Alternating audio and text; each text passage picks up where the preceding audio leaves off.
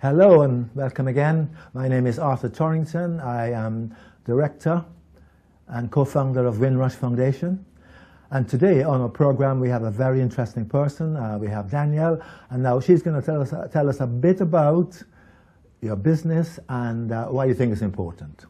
So hi everyone, I'm Danielle Colleman, the founder of Oxo Essence. It's a vegan hair and skincare line which bridges the gap with mental health as well. And the reason why I think is important is because a lot of the times we neglect certain things like our hair and skin, and we're not educated enough about the toxic chemicals that are put in it as well.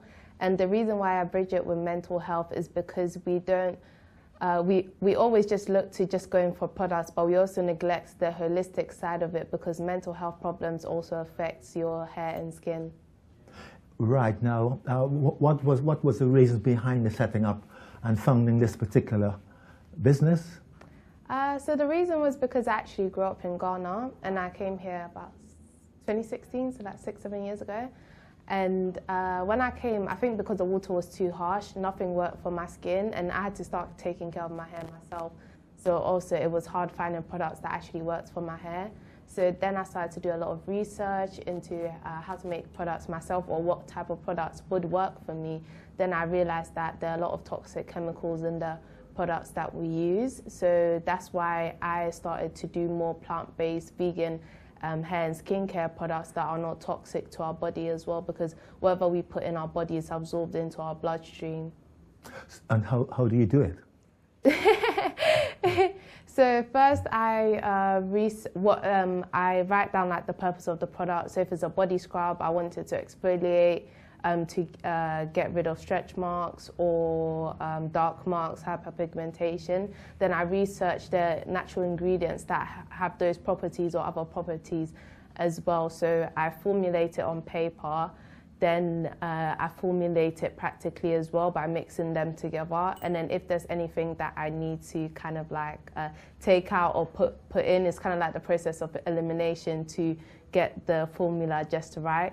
Then I do it that way. Yeah, so that's pretty much formulate on paper, practically try it out, and then yeah, just tweak it a bit, and then I get the product. But how is the research done? You said you have to do research, and then how do you get the whole thing sorted out at the end of the day? So with the research, I normally look at the. So I already have knowledge of what types of products ingredients go together, how to mix them properly as well, and then different ways to mix it. So is a combination of looking into other people that have done it before, and also YouTube tutorials of how to do it. That's how I started to do research, and then looking at the specific ingredients with the properties that they have as well, and the properties that I want my product to have in the end. Mm-hmm. So that being the case, what are people's kind of response then to the work you do?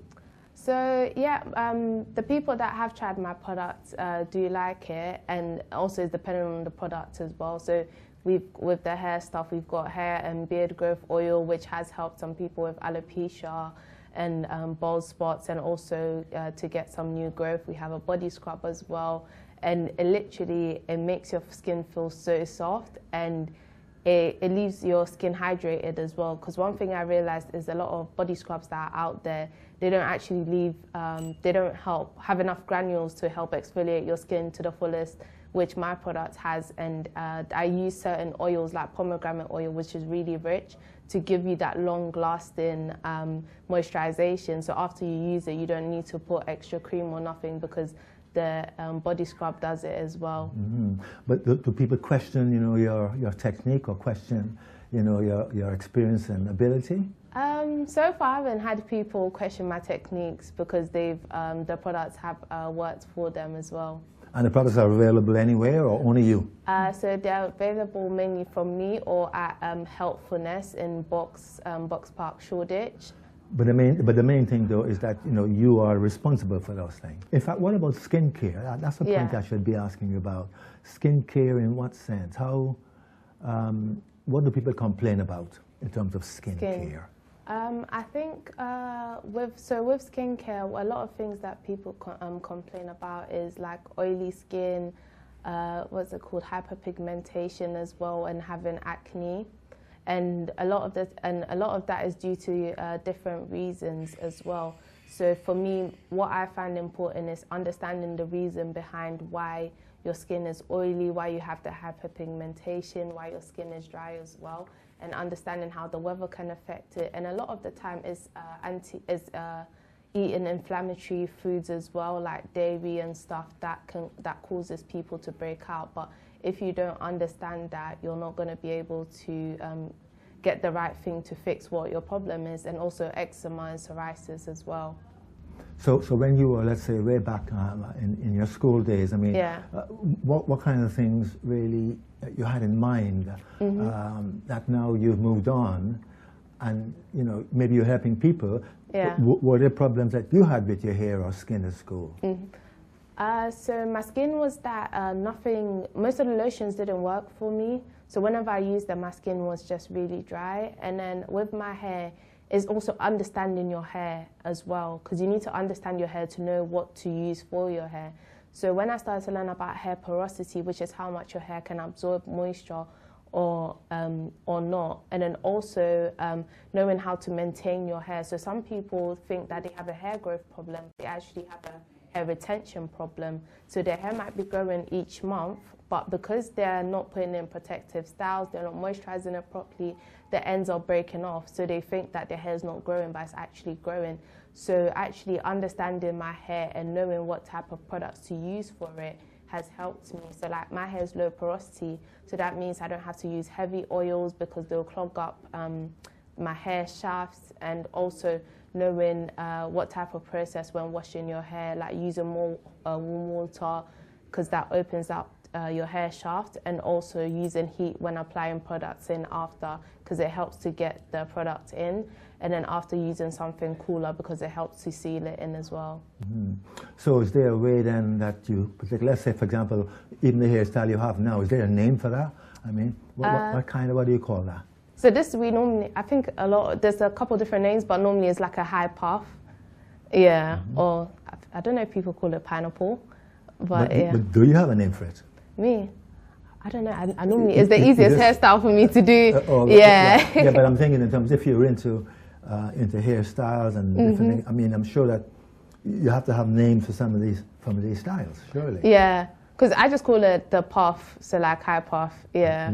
Right, and which means it's quite straightforward then. Yeah. Yeah, you don't have to do very much, but so in terms, what you haven't spoken about yet is there kind of equipment then when it comes to using and servicing your hair? I mean, you know, so what are those?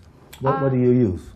So normally I use like a wide tooth comb to like detangle it and stuff, and I try not to do too much to my hair as well. So if I don't have it out, then I'll have it in braids, or if I have it at home, I just put it in like 4 plaits or whatnot. So I'm not like changing up my styles too much, because that leads to breakage and like because of the over manipulation. But I think it's depending on your hair type and the styles that you do as well. And there's also I don't know how to say it properly, a Denman brush. So it has multiple bristles that helps to detangle your hair as well. Okay, so let's come back to this point now about hair and skin, and in terms of how it affects mental health and social health.